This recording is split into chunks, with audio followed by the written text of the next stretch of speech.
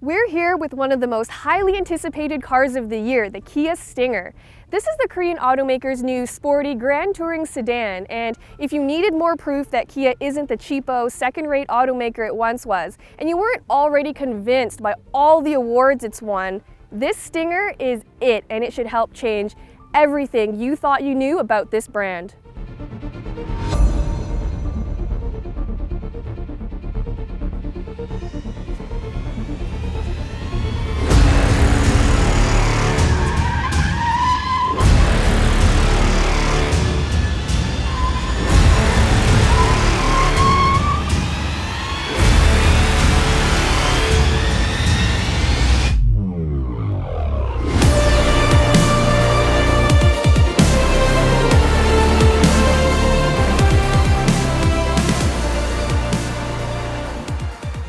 So there was obviously a lot of hype around this car. You know, automakers are always throwing around buzzwords like excitement and adrenaline and passion, and the cars just often end up being a little bit lazy and uninspired and boring. But I think the Kia Stinger actually lives up to the hype, not because it's the best performance car out there, but once you drive it, it becomes really obvious that Kia put everything it had into this car, and that is something they can be very, very proud of.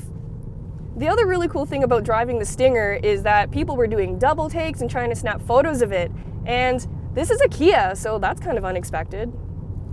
So here are the basics of this car. In the US, you can get rear or all-wheel drive with either a 2-liter turbo 4-cylinder or a 3.3-liter twin-turbo V6 and GT models. And GT is the designation reserved for 6-cylinder models. So 4-cylinder models, Stinger. V6 models, Stinger GT. The only transmission available is an 8-speed auto, and I know a lot of you have been complaining that it doesn't come with a manual, but there are rumors that a V8 model might be on its way, which I think would make up for the lack of a manual. In Canada, the GT model with all-wheel drive is the only one available right now, but they are planning to bring the 4-cylinder sometime in 2018. The 4-cylinder engine puts out 255 horsepower and 250 pound-feet of torque. And it's pretty punchy, but the engine you really want is the V6, which gives the Stinger 365 horsepower and 376 pound-feet of torque. It just suits the personality of the car way more, and it helps it get to 60 miles an hour in just 4.7 seconds, and that is surprisingly faster than the Porsche Panamera, which does it in 5.9 seconds. The Stinger obviously isn't a Panamera competitor, and that makes it all the more impressive. The power delivery isn't violently strong, but the V6 has a lot of hustle and puts down power in a smooth and linear manner with only a little bit of turbo lag. The V6 sounds shockingly aggressive when you punch it, but I do wish more of that exhaust note would make it into the cabin. So when driven normally, the Kia Stinger is luxurious and smooth and comfortable, and it has a decent turn of speed, but that's not that surprising. What was surprising was how legitimately fun it was to go nuts on. And maybe doing tire shredding drifts and donuts in the Kia Stinger is just too much of a novelty for us, but it was really engaging to drive, and that's really hard to find these days. And that engagement really comes down to two things, and it's this heavy, tight steering setup and a really well-engineered chassis. And this is gonna make it sound like I'm lying, but the steering setup in the Kia Stinger is actually a lot sportier than the one in the new Porsche Panamera, which feels kind of floaty in comparison.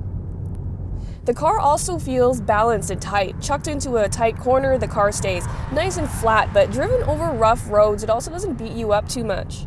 The Stinger loves twisty roads, and brake-based torque vectoring helps pull you through corners with surprising confidence. Brembo brakes are also standard on GT models and have fade compensation, so they still feel sharp even after repeated hard stops. So what really shocked me was how playful the Kia Stinger felt. Like, it's really happy to let the back end slide out a little bit, and it's really fun to feel it fishtail under a full throttle. And what I really like about the Stinger is how it changes directions like a much smaller car. And that's not lost even with the all-wheel drive version, because it has a rear bias and can send 100% of the power to the rear wheels when needed. And that's what makes it feel really sporty. So when I drove this car a month ago, we went absolutely ham on it. We autocrossed it, we tracked it, we took it up to speeds of 150 miles an hour, and it was impressive, A, not only that it could do those things, period, but B, that it felt so confident when doing all those things. And even at 150 miles an hour, the car is so smooth and so stable. And that is what a well-engineered car is supposed to feel like. And although Kia benchmarked cars from BMW and Audi, they're not trying to steal people away from those brands because they're extremely brand loyal. So instead, the Kia Stinger is more for people looking for an Optima or an Accord, but want something with a bit more performance and can afford the upgrade. The other people that this car is aimed at is maybe hot hatch buyers who want the performance, but also want something a little bit more grown up. This car just feels so balanced and precise, and it's not intimidating to drive, and I think that is a huge accomplishment for Kia. So when you've had enough excitement or hit some traffic and are ready to slow down, the Stinger continues to impress. The interior is really well crafted, and almost every touch point feels high-end with authentic materials and hand stitching, making the cabin feel comfortable and fancy. It's not yet at Audi levels of swankiness, but I think it's pretty on par with what automakers like Lexus and Infiniti can offer. The dashboard and center stack have logical layouts, and everything feels like it's where you expect it to be, and the head-up display helps you keep your eyes on the road. The Stinger is available with all the tech and driver assistance features you could want, although the adaptive cruise control would benefit from being smoother and more natural feeling, but I did appreciate that it works in stop-and-go traffic. The rear seats are also really roomy with plenty of legroom and headroom thanks to the Sportback design. The trunk is also huge. There's 23.3 cubic feet of space with the seats up and 40.9 with the seats down. And that hatch-like Sportback opening also makes it much more practical than your typical sedan.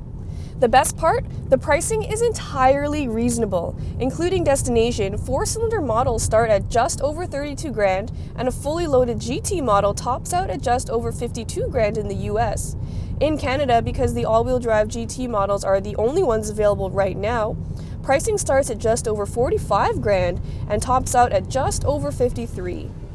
The Kia Stinger is one of the most impressive and surprising cars I've driven all year, and it should go down in history as one of the most important cars that Kia has ever made. So if you're interested in one, I suggest you just go out and test drive it because I guarantee you that you are going to be impressed.